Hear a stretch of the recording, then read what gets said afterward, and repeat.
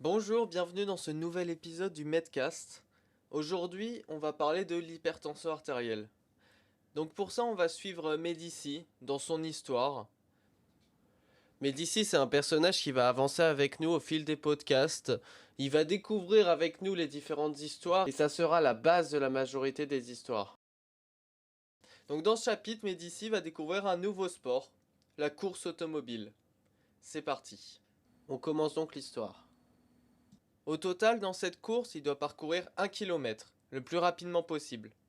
Les règles sont simples, il faut une voiture de plus de 17 ans, avec au moins 30% de pièces d'origine. Mais d'ici, lui, il a opté pour une Clio 1, 1,5 DCI. Cette voiture faisait déjà de la course depuis 10 ans, avec un moteur qui a été boosté. La voiture a déjà fait 60 participations, 60 victoires.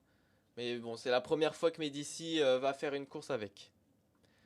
Donc Médicis est prêt à démarrer. Une main sur le volant, l'autre sur le levier de vitesse. Les secondes semblent être des heures.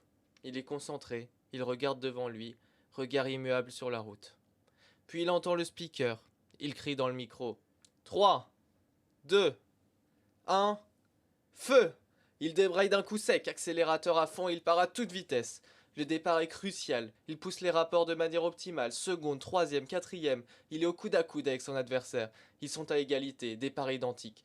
Pédale toujours poussée au maximum, il sent qu'il commence à perdre sa puissance d'accélération, il actionne son premier turbo. Il dépasse les 140 km/h.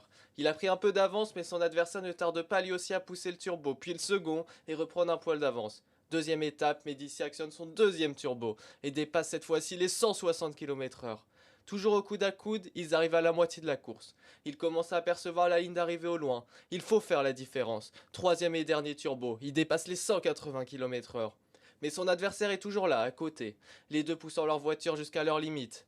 Médicis, toujours peu expérimenté, commence à avoir des tâches à cause de la vitesse. 400 mètres restants. Cette vision va lui donner mal à la tête.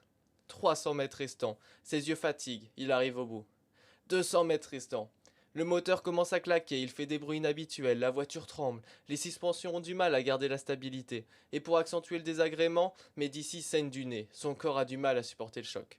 100 mètres restants. Il n'est pas habitué, son corps le fait ressentir. Il voit plus la route, il doit aller tout droit, pousser encore un peu pour atteindre la ligne d'arrivée, toujours au même niveau que son adversaire. Est-ce qu'il va réussir à tenir? Est-ce que ça vaut le coup de pousser encore en se mettant lui-même en péril? Est-ce que pousser plus loin ne serait pas encore plus dangereux pour lui? Toutes ces pensées lui traversent la tête. Il sent qu'il arrive au bout. À 50 mètres restants, il se résigne. Il ne pense pas tolérer ces derniers mètres. Il actionne le frein. Son adversaire prend l'ascendant. Il perd cette course.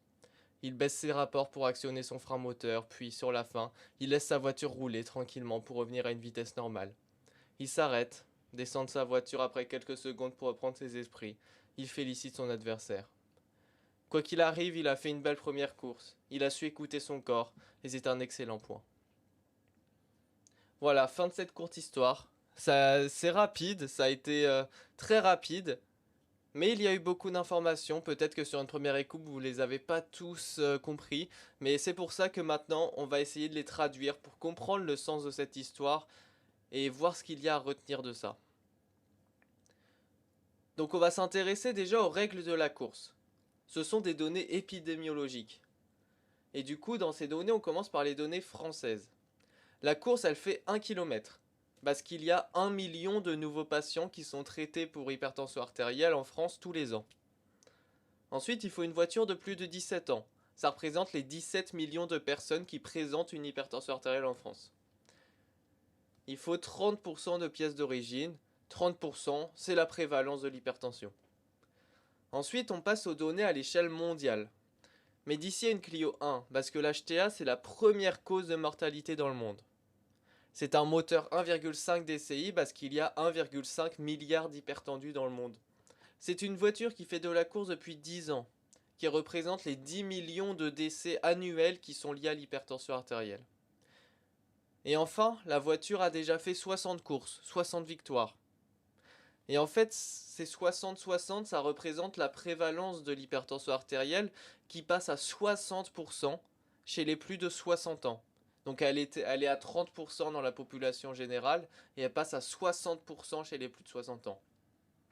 Donc tout ça, ça fait beaucoup de chiffres, mais c'est important. Ensuite, dans la suite de l'histoire, on va s'intéresser réellement à l'hypertension artérielle. Donc la course, elle commence, il accélère. Ce qui devient intéressant, c'est quand il actionne le premier turbo. Il dépasse les 140 km/h. Et on définit une hypertension artérielle systolique pour une tension supérieure à 140 mm de mercure. Quand on est entre 140 et 159 mm de mercure, on est sur une hypertension de grade 1. Ensuite, deuxième turbo, il passe les 160. Et on a une hypertension de grade 2 quand elle est entre 160 et 179. Troisième turbo, il dépasse les 180. Et on a une hypertension de grade 3 quand elle dépasse les 180. Attention, ces valeurs, ce sont les valeurs systoliques. Je n'ai pas détaillé les valeurs diastoliques. Ensuite, on va évoquer les symptômes qui permettent la découverte d'une hypertension.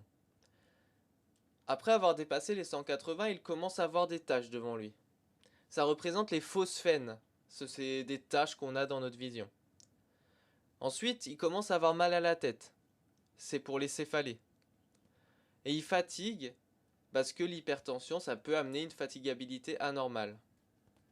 Et enfin, il saigne du nez. C'est pour les épistaxis.